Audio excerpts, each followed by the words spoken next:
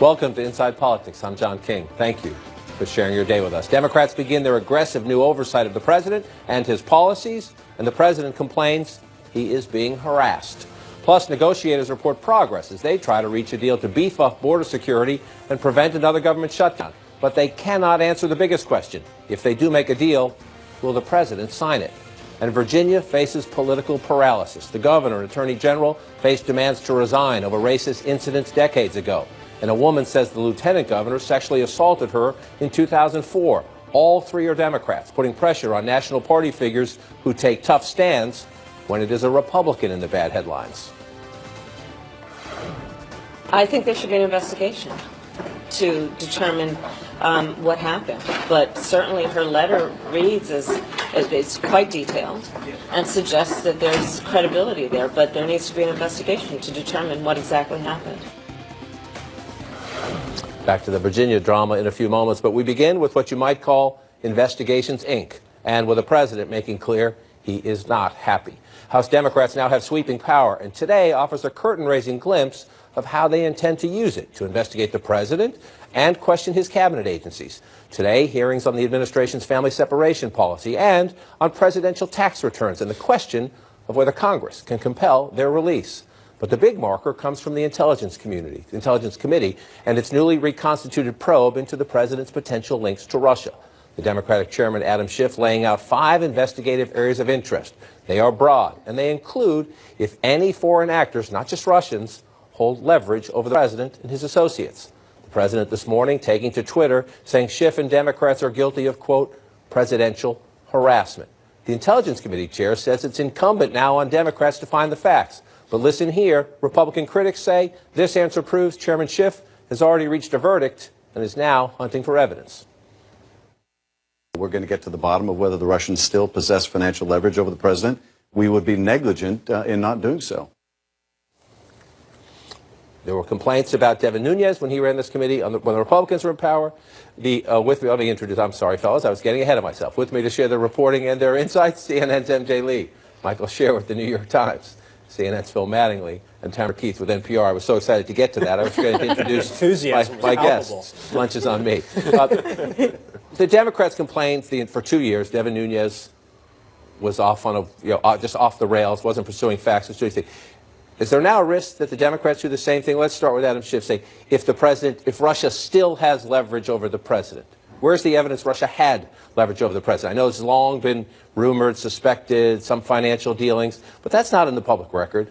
Why get to the end of the score before we played the game?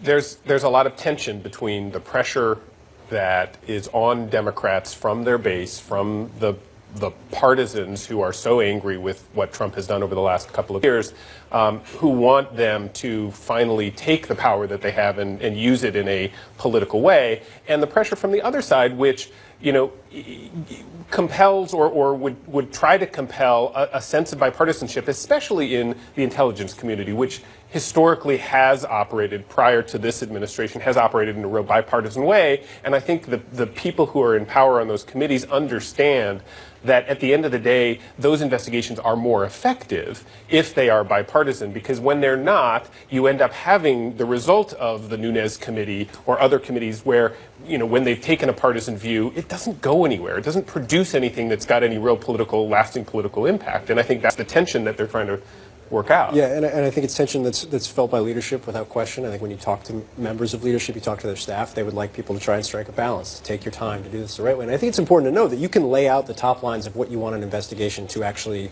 reach for or try to uncover, but the reality is these things take time. It takes time to get documents, it takes time to staff up, it takes time to do a lot of things. And so kind of the instant gratification I think a lot of Democrats assumed might come with subpoena power isn't going to be a reality. Perhaps a better model or a better way to look at how Democrats are using varying techniques is what's going on with the president's tax returns right now. The House Ways and Means Committee today holding a hearing on the subcommittee level where they're going to be making the public case for the tax returns. They're not immediately going to be voting to try and get the tax returns. They're going to bring up people to testify, and I think that's the model that leadership would prefer people take, but there, as Scher notes, there's just a lot of pressure to deliver immediately. And so we'll have different committees doing different investigations. Some of them are about Democratic questions about the president himself. There's taxes. Why don't we see his taxes? We've seen every other president. About the Russia Russia probe and about maybe other foreign players. Some of them are about administration policies. Elijah Cummings is the chairman of the Oversight Committee. He's a little bit more careful in his public comments than Chairman Schiff of the Intelligence Committee. Listen to him here saying, this is our constitutional job. We'll do it right. He says here, we're going to do our homework first. What Republicans would do is they would go out and make headlines a week or two before the hearing and then look for some facts to prove the headlines. We're not doing that. You mentioned pressure. Can Democrats stick to that standard? Well, the chairmen who are the chairman of these committees certainly want to try because the president has demonstrated that he's willing to go to the well of the House and criticize the investigations. He's willing to go to Twitter to criticize the investigations, and they want to be able to push back and say, look, we're being deliberate, we're going through this in a step-by-step manner, and so that's where they are. And the reality is that although we're very focused on the tax returns, we're focused on the Russia investigation, some of the investigations and oversight that Congress is likely to do, that the House is likely to do, that will be significantly more painful for the Trump administration is policy oversight, looking at family separation, some of these other things that aren't going to get the big headlines in the same way unless they hit pay dirt, in which case it could be a really big problem. Though it is clear that there are certain issues that are clearly going to be much more personal for the president, excuse me, particularly when you look at issues pertaining to his company, issues related to his tax returns and how he himself and his family have conducted business in the past. I think he is learning the lesson right now just how different the world is when your party does not control both chambers in Congress. Democrats are forging ahead with what they said they would always do, conducting investigations, launching probes, holding hearings. This is what they always made clear they wanted to do, but I think this balancing act of making clear to the public, too, that this is not just going to be all partisan, that there are, important policy issues that we want to look at as well. It is not just the sort of the shiny objects out there, and especially the politically salient ones that we're interested in. That is going to be a political balancing act for the Democrats. It's a great point, because the challenge is twofold. Number one, on the Democrats, now that they have the power. Will they conduct credible investigations, follow the facts, take it slow, sometimes keep your mouth shut and be quiet until you get to the end, or will they look to generate cable TV, fundraising letters, and the like? And then the other flip side is, how does the administration adjust to this new world order? 2 years of Republican Senate, Republican House, there were hearings, but there was not aggressive oversight. There was not demands for documents. There was not more efforts to put cabinet secretaries in the seats. You mentioned family separation. The cabinet secretary relevant to that wouldn't come today. So the deputy is there. Democrats are saying, sorry, you have to be here. Your boss should be in the chair. All right, let's start with the president. This is him going after Adam Schiff. They've sparred for a long time. The president on Twitter, he is the chairman, Mr. President. He has the right to ask for things. The president says, so now Congressman Adam Schiff announces, after having found zero Russian collusion, that he's going to be looking at every aspect of my life, both financial and personal, even though there is no reason to be doing so. Never happened before. Unlimited presidential harassment. The Dems and their committees are going nuts. The Republicans never did this to President Obama. There would be no time left to run government. I hear other committee heads will do the same thing, even stealing people who work at the White House. A continuation of witch hunt. I think that, look, as somebody who was in the covering the Congress when Republicans took over in 2011, I think Congressman Darrell Issa would have some words about the idea that the Oversight Committee hasn't pursued similar types of investigation. I believe, and I'm paraphrasing here, was something like, we want oversight hearings 7 days a week for 40 weeks. And basically, and the White House had to staff up and basically form a response team to address what they saw coming and what did end up coming. I think it also provides a lesson of sorts to the Democrats, which is, and there's a lot of historical precedent for this, is when you get a little bit too far out in front of your skis, or when you make the point that you're just here to investigate and then leak and then try and create headlines before you've done a fulsome investigation, things can spin out of control and you can lose control of whatever it was you were trying to pursue. Well, and just to sort of follow up on Tamara's point about the policy, one of the things that really aggressive oversight from Congress on the policy decisions does is it pushes down the message to the bureaucracy that when you're sending emails, when you're writing memos to each other, when you're having meetings and discussing some of these really controversial policies, whether it's the travel ban or the family separation policy or the transgender ban, those are all of a sudden not going to be protected by a friendly Congress, right? Like you're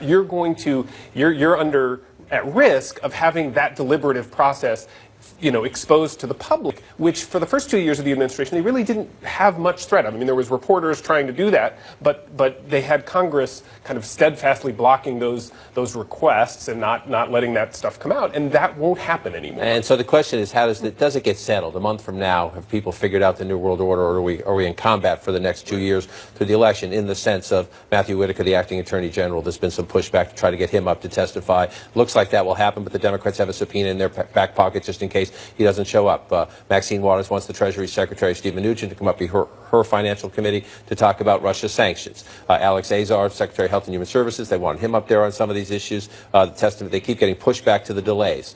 Some of this has been, the government shut down, we need more time. Okay, when will we get to a place where we know whether this is going to work or not? Well, I was going to say, on the tweet, just going back to that for a quick second, the word harassment, similar to the term witch hunt, which the president uses all the time, I think is very telling when it comes to his mindset and how he's viewed all of this.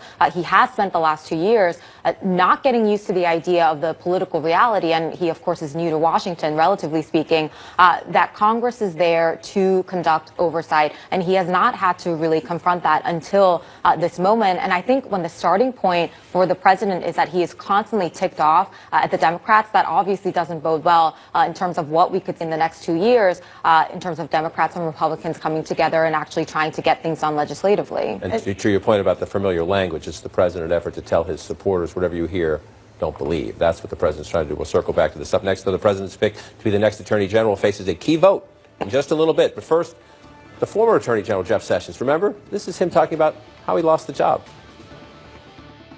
Do the right thing every day, and usually things will work out. Not always. Usually they work out. And I told somebody, well, at least in the United States, they fire you, they don't shoot you. Like, so you can have